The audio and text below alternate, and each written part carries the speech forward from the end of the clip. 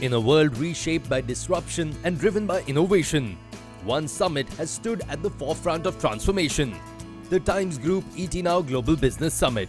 Since 2015, this prestigious platform has brought together the brightest minds, visionary leaders, policymakers, and global pioneers to chart the course of business and society. With India's Prime Minister Shri Narendra Modi as a guiding force, GBS has ignited bold conversations, unveiling groundbreaking strategies that drive progress and prosperity. As GBS 2025 takes center stage under the theme Evolve, Emerge, Expand, the world's foremost thought leaders explored the seismic shifts shaping the global economy and shed light on how can nations adapt. How can businesses thrive? How do we expand possibilities in an interconnected world? This is where the future is reimagined. It's a great pleasure to be talking to Mr. Ruia at the ET Now Global Business Summit, essentially because we are at a pivotal moment when it comes to self-sufficiency, when it comes to our energy requirements, and we were having a small offline conversation about this where Mr. Ruia was pointing out how close we've come now to self-sufficiency, and it's an important piece. But we have a changing world order, Mr. Ruia. We have the Trump administration, and we've heard Mr. Trump go, drill, baby, drill. At this point in time, when we're talking about energy transition, we're talking about trade, and energy being a big part of the India-US trade, we're talking about importing more oil, more gas. So when you talk about transiting from fossil fuels to green energy, Mr. Ruia, where are we at right now? I think we're at a very interesting space. First, fossil fuels, I think we wrote them off too fast. For the last 5-6 years, there's always been a discussion that the era of fossil fuels are over, and we will transition very quickly into the new energy transition fuels or the future fuels. But I think that was a bit overdone, and the reality is that both the fuels, both the energies are required. Over a period of time, there will be a transition. Right. There is no doubt that we will continue to move in the direction of a replacement of fossil fuels, but it's not going to happen at the speed or at the pace at which some of our European friends were hoping for it to happen. We today have an opportunity to become self-sufficient in energy. First time in the history. In 50 years, we've always been a big importer of oil and gas. 85% of our energy is imported. And first time we can, because of the new technology, because of solar, because of wind, and because of abundance of sun in India, we have an ability to actually generate our own energy at a very low cost, probably amongst the lowest in the world, but also convert that into products which can be exported, which is why you see a large number of green ammonia, green hydrogen projects, which are all dependent on low-cost renewable power. So it's if you look at over the next 20 years, we're going to see the percentage of fossil fuels come down slowly, and you're going to see the increase of the new energies over time. And wherever technologies are commercially viable, and where the consumer is not going to pay more, and there are two major ones in India. One of them is solar power, and the second one is electric mobility. I think on both those, we want to go really big, very fast, and because there we have a real opportunity of making the change without being green and at the same time being cost competitive. We have set a very lofty target, some would argue, 500 gigawatts for renewables by 2030, and we're talking about net zero emissions, and that's by 2070. Do you think these are achievable? No, I think the solar target is very much achievable. We are already up to 200 gigawatts, and the goal of 50 gigawatts a year is it's high, no question, but it's doable. And I think there's a lot of investment going into this space. And I think electric mobility, you will see, as the battery technology gets better and better, you're going to see, once you can get 700-800 kilometers on a charge, which is not very far away, I think you will see far more adoption because the electric charging capability will be much, the fact that you don't need to charge every day or every few days makes it much easier to own and operate. When it comes to global cooperation, the key area is climate. And that is the biggest area on which we need global cooperation. That's an opportunity again, because when you talk about India's opportunity to grow and push our exports, where do we stand? Or to be able to draw in investments in this particular field? It's a massive space and massive point you make. And really, India and China will drive the climate and global agenda, because massive growth and the maximum impact which can happen will happen if India and China adopt faster. And that's where the opportunity lies, because if we can seize that, then we can actually be a driver not only in our growth, but in the whole climate change. I know you've set a target of 10 gigawatts when it comes to green energy. Tell me exactly how you're going to get there and the opportunity that you're spotting. Well, ours is, as I said, round the clock. A lot of it is captive for our green hydrogen and for the mobility. All of that requires 24/7 power. That's what we are primarily focused on to meet the requirements which we have captively. Of course, we work with the government and the government schemes. That's part of the deal, but majority would be to meet mobility and hydrogen requirements for renewable. Well, good luck on the path ahead, Mr. Ruia. Such a pleasure having you here at the ET Now Global Business Thank you Summit. very much. Thank you.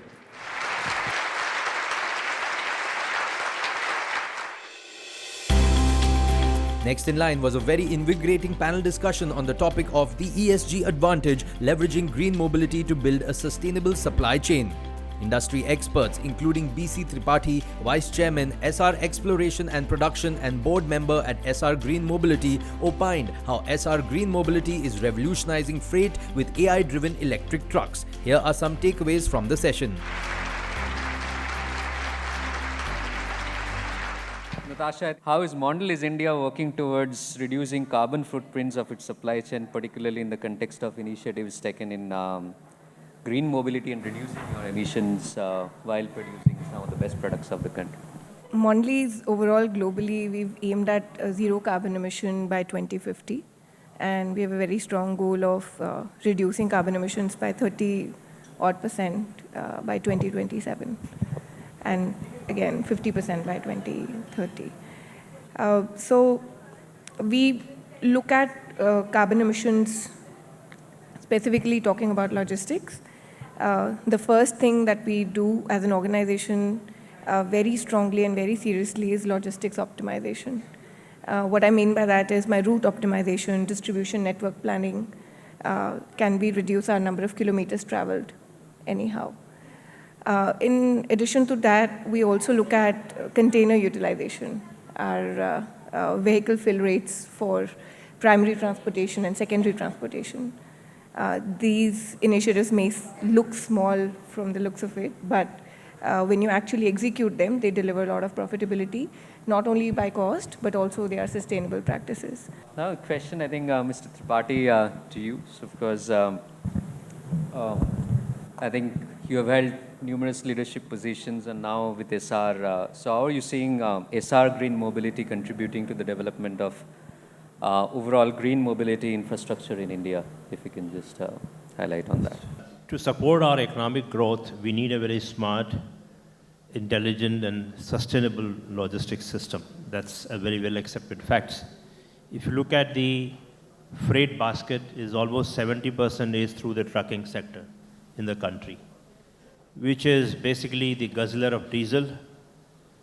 And this sector is today almost 4 million heavy trucks are operating on the road, which is growing at a rate of almost 7%. So it's going to be almost 8 million trucks on the road in the next 5 to 7 years' time. Yeah. And this is one segment of the transport, which is the heavy emitter of carbon dioxide, which contributes almost 12% of the CO2 emission we have in our economy today. And we are exactly trying to find a solution to address these aspects. And that's why Essar Green Mobility is trying to put a complete ecosystem around this, where we are focusing on all segments. One is the manufacturing of heavy-duty LNG-driven vehicles and the electric vehicles, trucks. of capacity of more than 50 tons for long haul. The second, we are trying to focus and create an infrastructure to provide fuel, LNG, and the power. And the third one is sourcing the fuel, that is LNG and power itself. And the fourth one is owning and operating the large fleet. So along the whole value chain, this whole green mobility business Essar has been launched. We are making LNG-driven trucks, which are almost 50 tons of capacity. In one tank, you can transport almost up to 1,200 to 1,300 kilometers. We are launching a new product where with the 2 tanks, you can go as long as 2,500 kilometers in one fill and carrying a load of almost 50 tons. Another 2 months from now, we are going to launch the electric truck, and which is also going to be of capacity of 50 tons and above.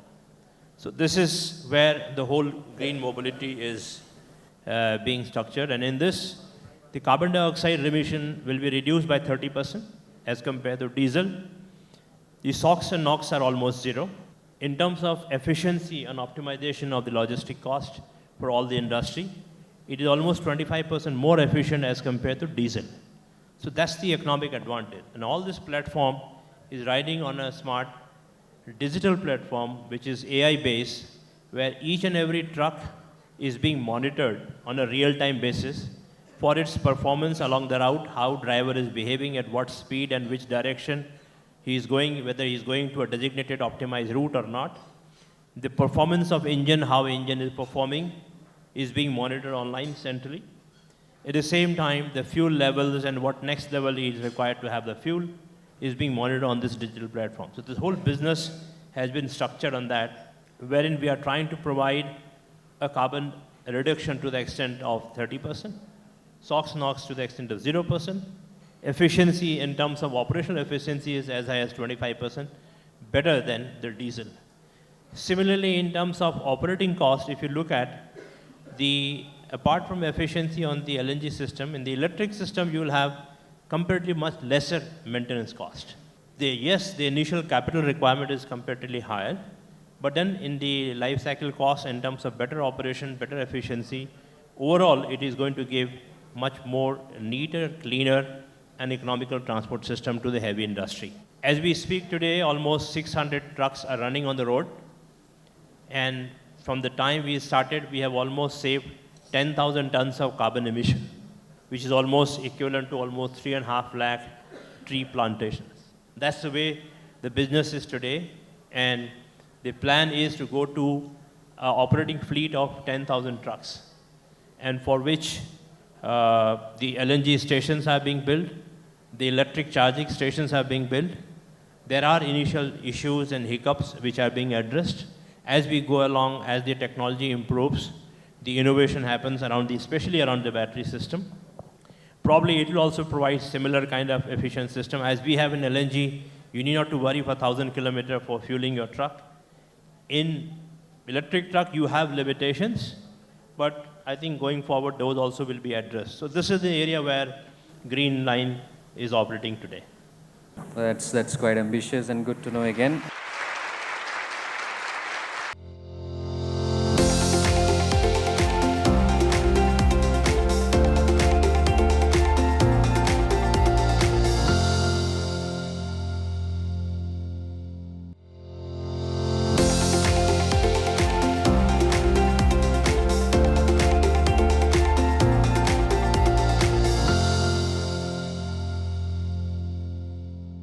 Mr. Mohan, how is the financial sector supporting the transition to green mobility in the India's logistics sector and otherwise as well through its financing options? And maybe you could highlight along the way some of the challenges or some of the opportunities which you see going forward. See, there are two parts to the funding. One is the wholesale funding, which is more on working capital, more on capex, and there are a whole lot of green bonds, SLLs, and private equity money, which is there, to support these initiatives.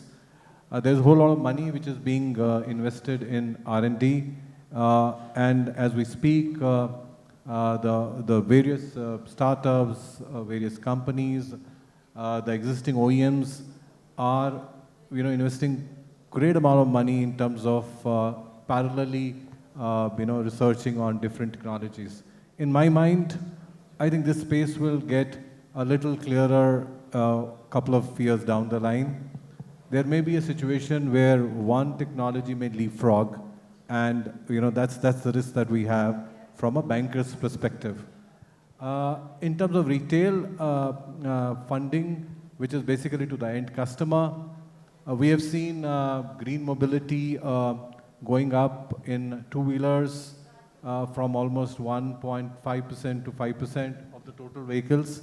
We've seen it moving up in cars. And I think we are in the early stage in commercial vehicles, probably less than 0.5% of the total commercial vehicles would run on alternate fuel. The good part really is that there is enough emphasis on the both spectrums. When I say both spectrums, what Mr. Tripathi said is on the 50-ton segment, there is a whole lot of LNG and electric vehicle solutions being talked about. And on the other end, which is the last mile, which is the small commercial vehicle, we've seen a lot of electric vehicles, now getting into the market. So I think that's extremely important because it creates an equilibrium. And if you solve the 55-tonner issue, you can always do a 20-tonner. So that addresses the problem that you can actually take care of the entire spectrum of commercial vehicles in some point in time. So there are, the financial institutions have supported cars, EVs movement, and therefore there are enough, financing options which are on table for the retail customer. That's about it. So I think, right then, so please join me in, again, thanking and as well as with a round of applause for the esteemed panelists. Thanks for the time. We're here on the sidelines of the Global Business Summit 2025 in New Delhi, and I'm in conversation with Mr. B.C. Tripathi. Mr. Tripathi, thank you so much for taking the time to speak with us. My pleasure. All right. Sir, for sake of some context setting, when we talk about India's green mobility mission, how might you characterize the current landscape, the progress we have yet to make, and Essar Group's role in that entire equation? So, for a country like the size of India, where we intend to grow 6, 7, 8%, the large logistic and mobility is a very important part to support the economic development. Of course. And in that context, the cost of reducing the logistics, how do you reduce the carbon footprint and make it more sustainable is a challenge for the as a country for us. Now, if you look at small scale mobility like scooter, car, a lot of things are happening on to e-scooters, electric vehicles, but not much of the focus on the heavy duty vehicles, Sure. which is the largest emitter of carbon dioxide and the guzzler of the liquid fuel, which are the major source of pollution. If you look at our logistics, the trucking is almost 70% of the whole fleet, what we have in the country, which is contributing almost 12% of the CO2 emission in our whole economy. So this is the major area where we need to focus our attention. Right. And that's the place where Green Line Mobility is trying to come out with a specific solution to address all the ecosystem, right from LNG truck, electric truck manufacturing, putting infrastructure for that, and running a large fleet for taking load across the length and breadth of the country. And we are building almost a truck with a capacity of more than 50 tons running on LNG, which are 30% cheaper in terms of efficiency. They are CO2 reduction by 30%, SOx, NOx are zero. And then this is whole riding a fleet on a digital platform enabled by AI to see and monitor how do you manage a large fleet Right. with the latest technology on a digital platform to bring in all about optimization and the efficiency. So this is the area where probably as a country we need to focus, that how do you reduce your logistic costs, come out with this kind of solutions, which is what we are trying to do in Essar today. Well, sir, it's very heartening to hear, and we certainly look forward to it, with bated breath. And here we are, of course, at the Global Business Summit, where you have an audience of everyone from policymakers, right, to academia, industry movers and shakers, entrepreneurs, and next-gen millennials who are, wide-eyed when it comes to everything green and clean, right, so to speak. If there was a single message that you'd like to crystallize that you believe will resonate across the spectrum of the audience I've just described, in the context of clean mobility and green mobility, what might it be? So, we have been listening about climate change and the impact of climate change. And people have been saying that though we are going to have a climate change in the future, but I would give a message that climate change is here. Right. It's right in front of us. So it is high time for all of us to put together how do you bring our economy in a more sustainable path in terms of everybody in the economy. It's not only logistics side, in manufacturing side, how we conduct, how we live, how frugal we could be as a society. So that's the major message I would like to give, because we have become a large consumer-based society today. So how do we avoid the waste? How do you go for circular economy? How we make our living styles more sustainable? That's the message I would like to give it to the current generation and the future millennium which you talk. Well, Mr. Tripathi, I certainly hope that our viewers are listening and it resonates with them loud and clear. We wish you and the larger Essar Group all the very best for what lies ahead. Thank you. Thank you so very much. much.